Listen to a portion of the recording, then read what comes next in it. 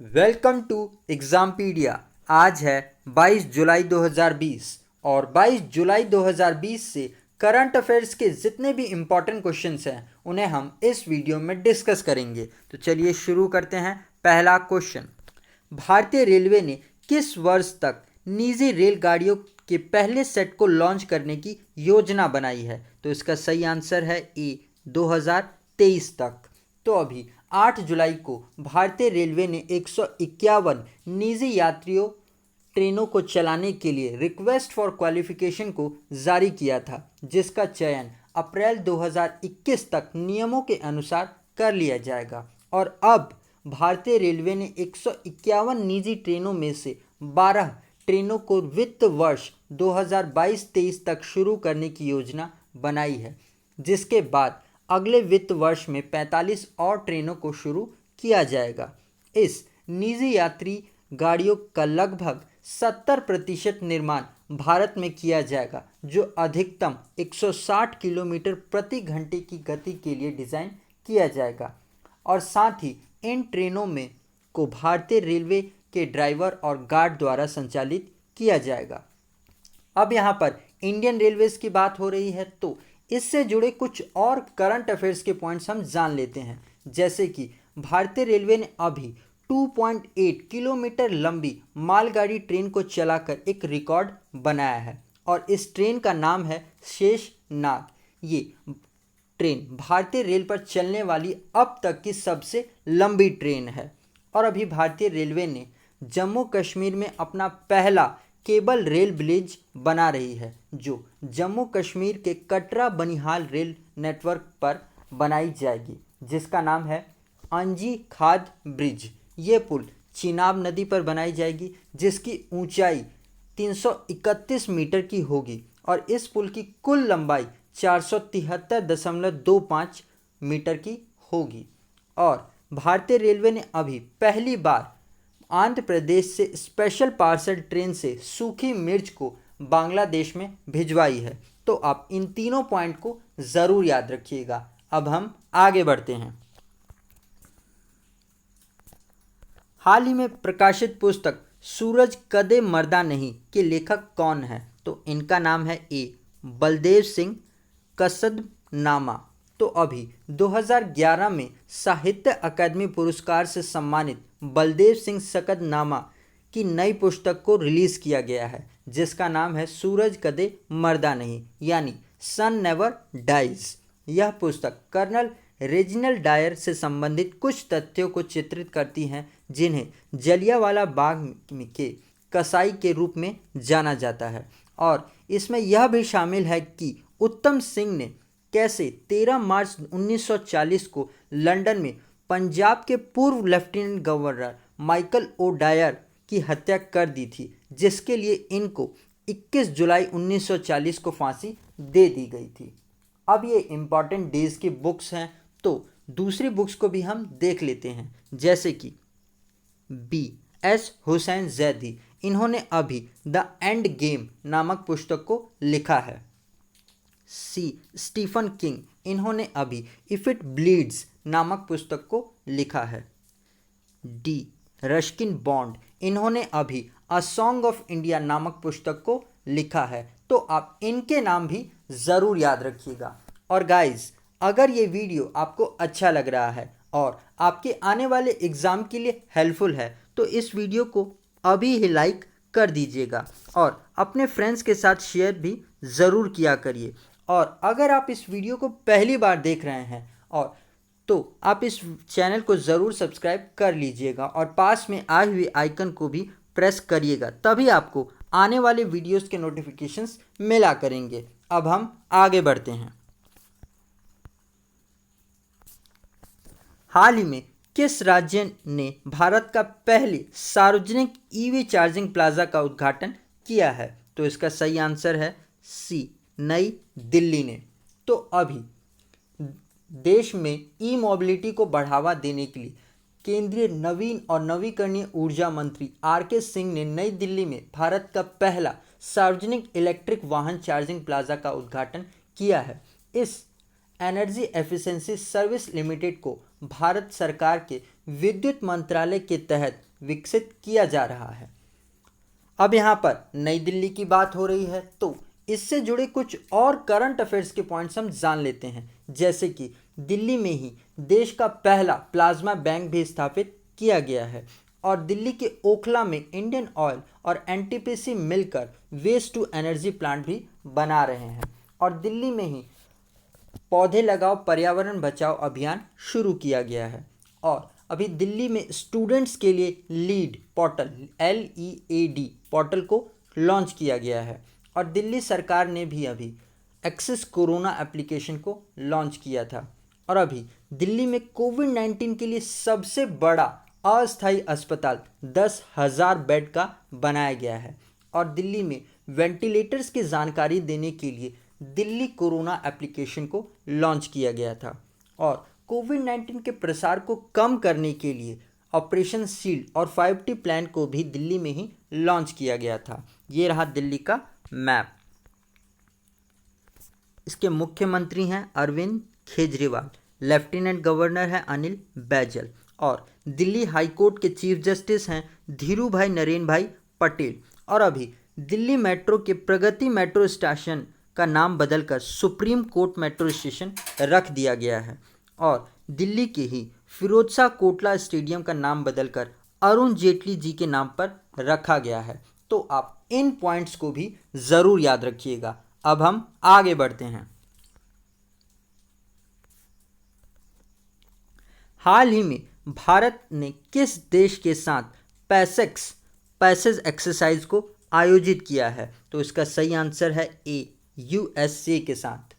तो अभी भारत ने हिंद महासागर में अमेरिकी नौसेना के साथ पैसेक्स नामक एक एक्सरसाइज को आयोजित किया है और इस एक्सरसाइज में अमेरिका के निर्मिज युद्ध पोत ने भी हिस्सा लिया था। ये निर्मिज युद्ध पोत ये दुनिया का सबसे बड़ा और सबसे घातक हथियारों से लैस विमान वाहक युद्ध पोत माना जाता है। तो आप इस पॉइंट को ज़रूर याद रखिएगा, इस निर्मिज युद्ध पोत को। और अभी मालाबार एक्सरसाइज भी न्यूज़ में थी क्योंकि इस एक्सरसाइज में भारत की तरफ से ऑस्ट्रेलिया को भी इनवाइट कर लिया गया है। तो अब टोटल इस एक्सरसाइज को 4 देश मिलकर करेंगे जिनके नाम है भारत, अमेरिका, जापान और ऑस्ट्रेलिया। तो आप इस पॉइंट को भी ज़रूर याद रखिएगा। अब हम आगे बढ़ते हैं।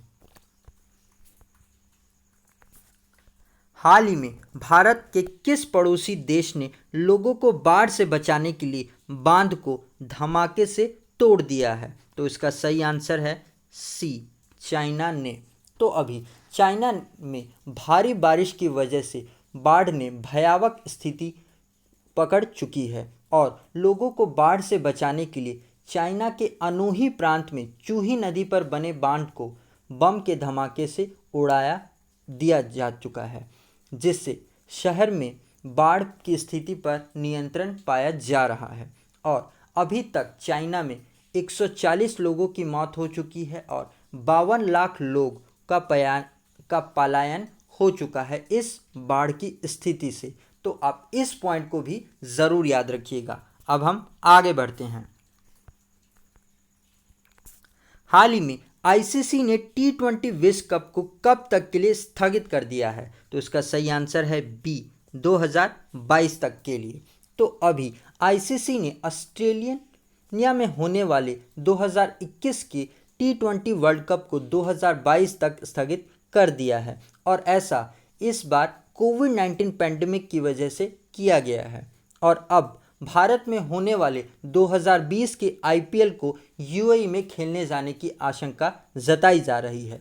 तो आप इस पॉइंट को भी याद रखिएगा। अब हम आगे बढ़ते हैं। हाल ही में किस राज्य की बिजली लाइनों का निरीक्षण करने के लिए ड्रोन का उपयोग करने की शुरुआत हुई है? तो इसका सही आंसर है ए, महाराष्ट्र में।